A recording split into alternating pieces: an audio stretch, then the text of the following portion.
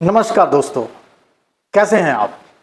दोस्तों आज हम बात करेंगे कॉग्निजेबल और नॉन कॉग्निजेबल ऑफेंसेस के बारे में, यानी कि गैर संज्ञेय और संज्ञेय अपराधों के बारे में। इससे पहले दोस्तों हम समझते हैं कि अपराध क्या है।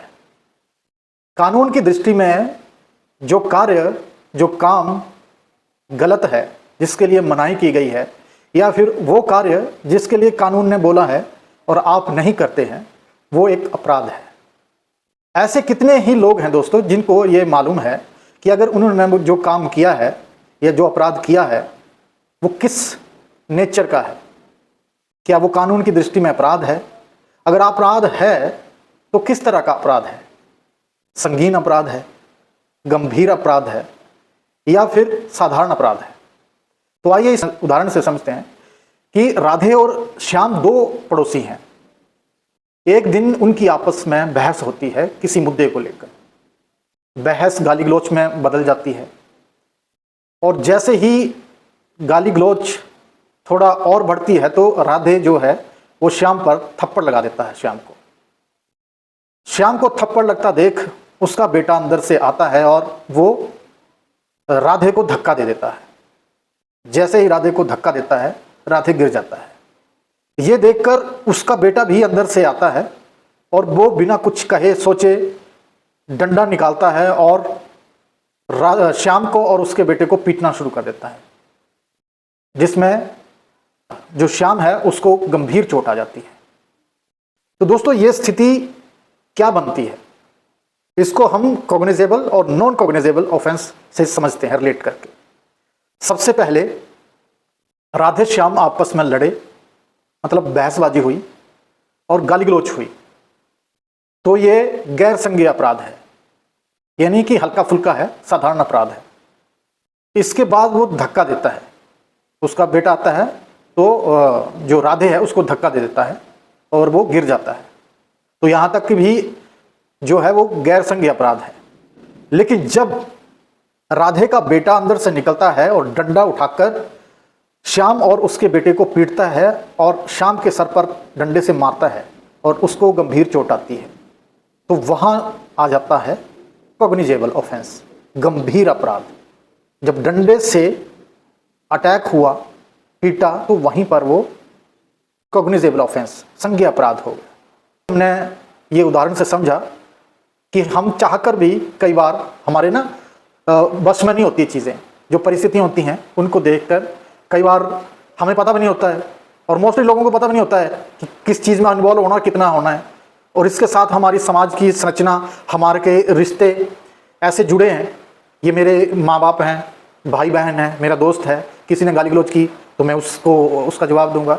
तो ये परिस्थितियाँ बनती हैं जिससे अपराध जो है अगर थोड़ा होना होता हो तो वो बढ़ जाता है।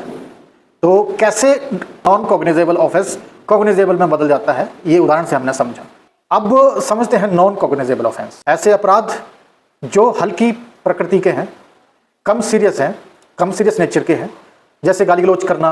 जैसे स्टार्टिंग में दोनों पड़ोसी लड़े, गाली गलौज किया, धक्का दिया, हल्की फुल्की मारपीट की, तो वो एक आपके नॉन कॉग्निजेबल ऑफेंस आ गए, गैर संज्ञेय अपराध, जो किसी भी समाज, किसी व्यक्ति, किसी कानून व्यवस्था के लिए इतना ज़्यादा खतरा नहीं होते हैं।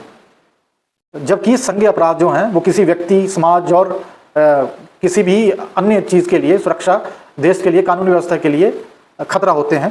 तो ये होते हैं गैर संज्ञेय और संज्ञेय अपराध। इस एग्जाम्पल्स के माध्यम से ये तो हमने समझ लिया कि कॉग्निजेबल ऑफेंस और नॉन कॉग्निजेबल ऑफेंस कब होते हैं और कैसे होते हैं। आइए अब हम समझते हैं कि BNSS की धारा 173 और 174 में कॉग्निजेबल और नॉन कॉग्निजेबल ऑफेंस के बारे में क्या बताया है। तो दोस्तों जब कोई अपराध होता है, चाहे वो कॉग्निजेबल हो या नॉन कॉग्निजेबल हो, तो उसकी पुलिस को जानकारी कैसे दें। तो आइए दोस्तों सबसे पहले BNSS की धारा 173 के बारे में समझते हैं। जब भी कोई कॉग्निजेबल ऑफेंस यानी कि संज्ञेय अपराध होता है तो आप उसकी जानकारी जो है वो पुलिस को लिखित तौर पर, मौखिक तौर पर, या फिर आप ऑनलाइन इसकी जानकारी पुलिस को दे सकते हैं। अब कौन दे सकता है? कोई भी व्यक्ति दे सकता है। जिसके साथ अपराध हुआ है वो दे सकता है, जिसने अपराध को देखा है वो दे सकता है, या पुलिस स्वयं ही इस जो घटना हुई है, जो संज्ञेय अपराध हुआ है, उसके बारे में रिपोर्ट दर्ज कर सकती है। तो दोस्तों, जो संज्ञेय अपराध होते हैं उसमें पुलिस जो है मुलजिम मतलब जो अपराधी है उसको गिरफ्तार कर सकती है बिना कोर्ट के आदेश या अनुमति के, क्योंकि ये अपराध 3 साल से ऊपर के होते हैं, जिसमें 3 साल के ऊपर की सज़ा होती है, जिसमें लाइफ इम्प्रिजनमेंट और डेथ पनिशमेंट भी इन्वॉल्व होती है। तो इस तरह के जो भी कॉग्निजेबल ऑफेंस है उसमें पुलिस को मजिस्ट्रेट की परमिशन नहीं लेनी पड़ती है या वारंट नहीं चाहिए होता किसी को अरेस्ट करने के लिए, क्योंकि ये अर्जेंट नेचर के अपराध होते हैं। इसमें जैसे ही पुलिस को पता लगता है कि कोई संज्ञेय अपराध हुआ है, पुलिस को एकदम एक्शन लेके लेना पड़ता है और जो आरोपी है उसको गिरफ्तार करना पड़ता है। ये जो कॉग्निजेबल ऑफेंस होते हैं इसमें एफआईआर होती है, एफआईआर फर्स्ट इंफॉर्मेशन रिपोर्ट। दोस्तों, अब बात करते हैं non cognizable offence. Non cognizable offence जिसको वीएनएसएस की धारा 174 में बताया गया है, उसके बारे में बताया गया है कि अगर कोई भी व्यक्ति जिसके साथ अपराध हुआ है, अगर वो अपने नॉन कॉग्निजेबल ऑफेंस उसके साथ हुआ है तो वो उसकी रिपोर्ट पुलिस में जाकर कर सकता है। पुलिस उसको उसकी एनसीआर करेगी, यानी कि नॉन कॉग्निजेबल रिपोर्ट के रूप में उसको दर्ज करेगी, अपने जनरल डायरी में उसकी एंट्री करेगी और एनसीआर की कॉपी जो है वो इन्फॉर्मेंट को देगी।